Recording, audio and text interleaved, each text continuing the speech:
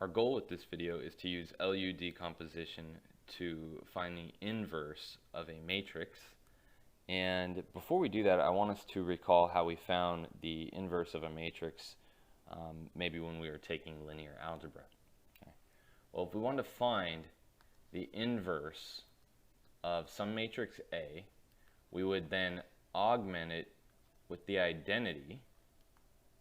We'd row reduce until the left-hand side was the identity matrix, and the right-hand side, okay, that is your inverse matrix. Okay. And the idea behind an inverse matrix, right, is if we were to do, and I'm talking about square matrices right now, if we have a square matrix and we have its inverse, it should be that A times A inverse is equal to the identity, and A inverse times A is equal to the identity. Okay. All right, now let's go into MATLAB and just see that this actually works, just in case it's been a while since we've thought about this. Okay. All right, so here's a matrix A, and remember our goal or our plan here was to solve A, and let me put a little bracket here, A augmented with the identity. Okay, that's what we were going to solve. But I want to write what this would look like equivalently.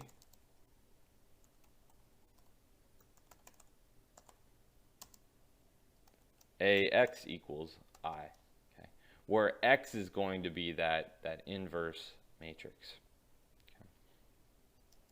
And so if we want to do that, let's create the matrix I. Okay. So remember, in MATLAB, we can make the identity matrix a 3 by 3 just by doing I of 3.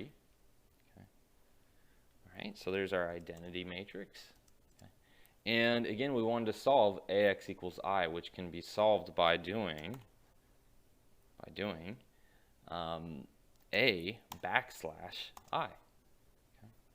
Let's go ahead and run this. So we have something here, and the question is, well, how do we know that this is really the inverse matrix? Well, if we were to multiply A and its inverse matrix, we should get the identity out. Okay. And there it is. Okay. You can see that is the identity matrix.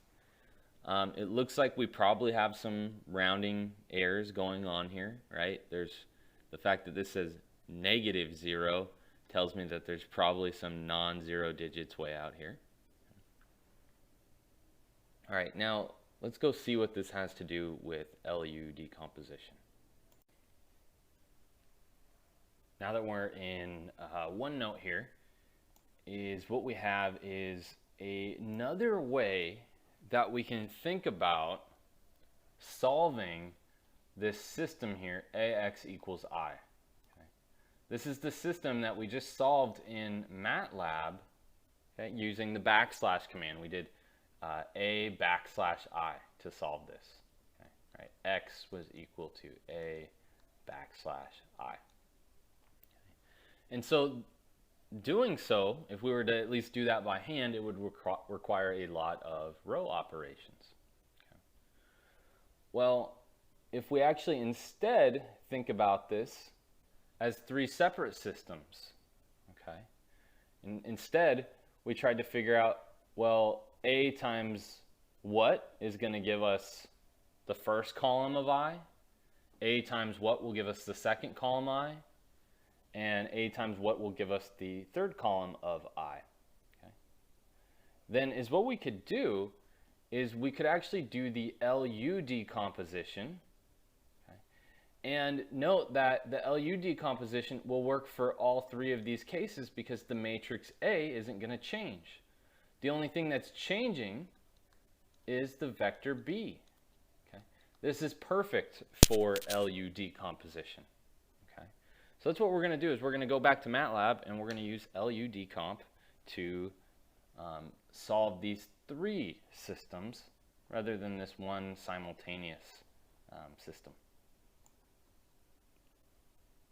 here's what we had ended with when we were looking at MATLAB a moment ago. Okay. And is what I'd like us to do is we are going to comment this out and we're going to try and use that LU decomp. Okay. And so I've actually have our steps for the LU decomp for solving systems below here. Let me move it up a little bit. So the first thing is to find that LU decomposition. So L comma U is equal to LU of the matrix A. Okay. Then after that, we want to solve Ly equals B. But remember, B for us in what we're about to do are just going to be the columns of the identity matrix. So we'd have B1 is equal to 1, 0, 0.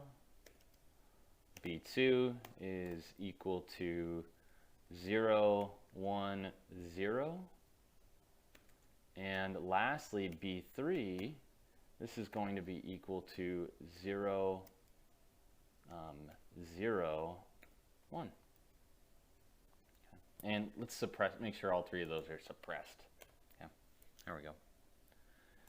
Next, we will solve Ly equals B. Okay. So we're going to need to do this for each B. So how about we say Y1 equals, and we'll say L backslash B1. Okay. We're going to want to do this again for B1, B2, B3. And this will give us 3 different Ys. 2 and 2 and 3s. So there's our Ys. Okay. And next, solve Ux equals Y. Okay, so that means we're going to involve our upper triangular matrix now. Okay, so in order to do that, we're going to do U backslash Y, and that's how we'll create X. Okay. Let's start off with thinking about the first column of X. So first column, all the rows, okay, should be equal to U backslash Y1. And let's do the same thing for the next two. So now column 2 of our inverse matrix and column 3 of our inverse matrix. And is what we'll do this time, rather than multiplying the inverse matrix in A to verify that it gave us the proper inverse, is let's just use the inverse command here as well. So again, we'll have X as an output here in a minute, but I want to suppress the columns as they're calculated. But let's also do maybe X sub in for using the inverse function here.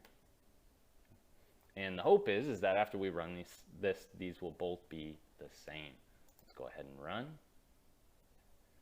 And let's scroll this up a little bit. All right, and those look the same. Okay.